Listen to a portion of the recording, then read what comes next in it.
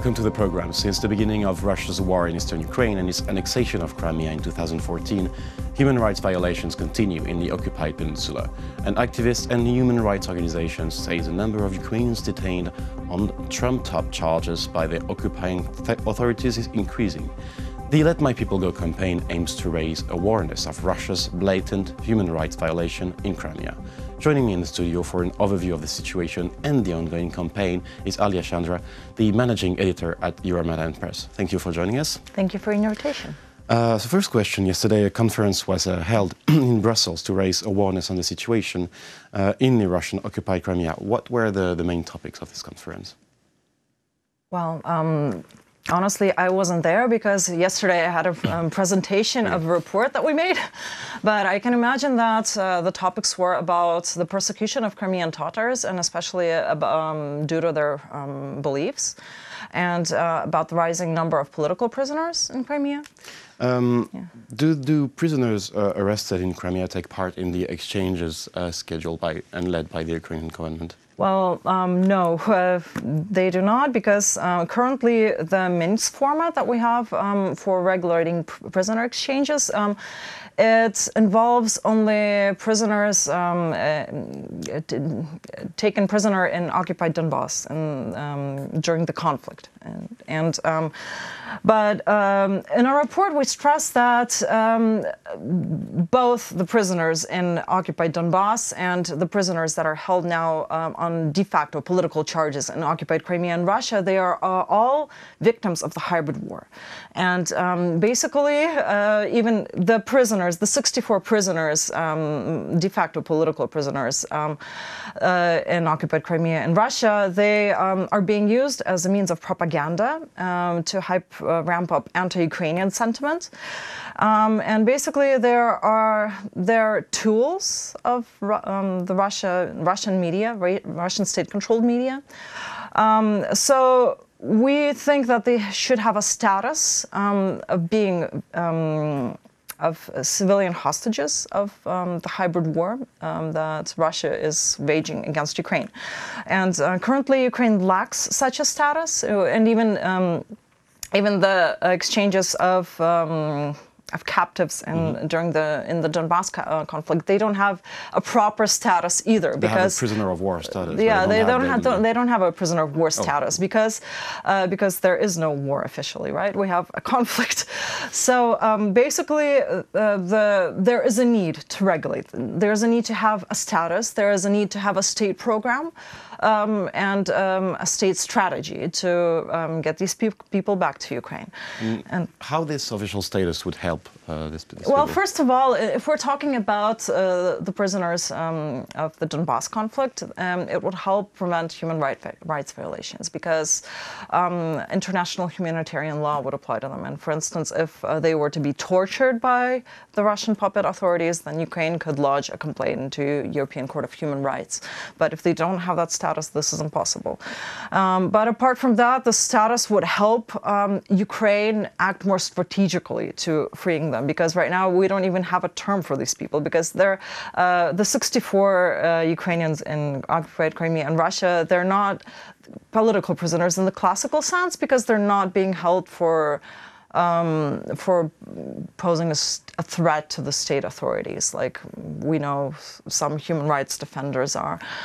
Many of them do have a pro-Ukrainian position, but many do not. Some were just victims of the circumstances. But they're all being used as a political means against Ukraine. This is why we consider them hostages of Russia's undeclared war, and we think that they should have the status of civilian hostages. So when there is a term, of course, we could do something with this category of people, right? And right now there isn't even a term for them. It's a sort of a blurry yes, it's a blurry line. So and because it's a blurry war, right? So first of all, we recommend that there be clarity about this. But another interesting finding of our report is that Ukraine is not the first country to experience such a conflict, and not the first country to have political prisoners in relation with the conflict. So, and we studied the experience of other countries, of for example, Azerbaijan and Georgia Iran, and also the case of freeing Joseph Sleepy, and the leader of the Ukrainian Greek Catholic Church in Soviet times, who spent 17 years in concentration camps and was freed upon the negotiations of representative of, well, neutral negotiators. So basically, one of the findings of our report is that there is a dire need to have neutral negotiators that would be able to talk to Putin. External negotiators here? External negotiators. Maybe it could be somebody from the Ukrainian side, but this person would have to be able to engage in a dialogue, and Putin would like to hear him. Because as practice shows, when the other side is ready to release the prisoners, then it will happen in one way or the other. The main point is to reach an agreement, which is why we think Ukraine should be searching for these neutral negotiators everywhere that it can, and perhaps the diplomatic networks of our Ministry of Foreign Affairs could help with that. But another case in point, actually, is that that regimes are ready to release these prisoners when they fulfill their propaganda role. So, crudely speaking, that the media have already reported on the supposed terrorist acts of Oleg Sentsov and the crimes that didn't exist, non-existent crimes of Mykola Karpuk and Stanislav Klich. So basically, their propaganda role is it's finished. So with the proper pressure, Russia will be willing to release them. So, of course, the sanctions as a tool for creating this pressure, it is also one of our recommendations. But we think that Ukrainian NGOs have been researching this topic for quite some time already, identifying perpetrators of human rights abuses that could be placed on sanctions lists, and we have given these lists to Canada and Great Britain and maybe other countries. But the point is that Ukraine should really be the first country to apply these sanctions, and then it would be possible to ask other countries to follow suit. But you talked about Sentsov, and these are, I would say, mediatic prisoners. I mean, there have been a campaign for Sentsov and for Suchenko. Isn't there a risk with those mediatic figures that it can shed light on them, and we can, people can forget about others prisoners? Isn't there a risk of that? Well, this is one of the reasons why with the Let My People Go campaign, we try to avoid this from happening. We always say that there are at least 64 prisoners. We have this big banner with all of them. And we think, first of all, the status that they will be given as civilian hostages, it will help not divert attention from them. But of course,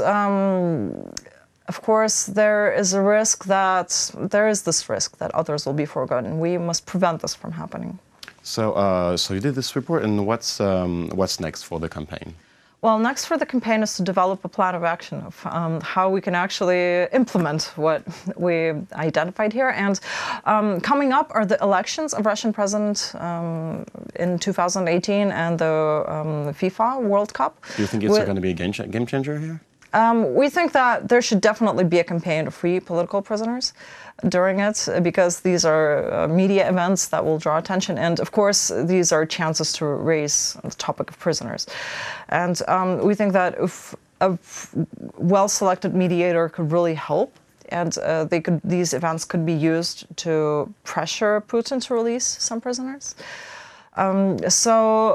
Immediately, of course, our first actions would be to plan something for the campaign, for the boycotting the World Cup and president's elections.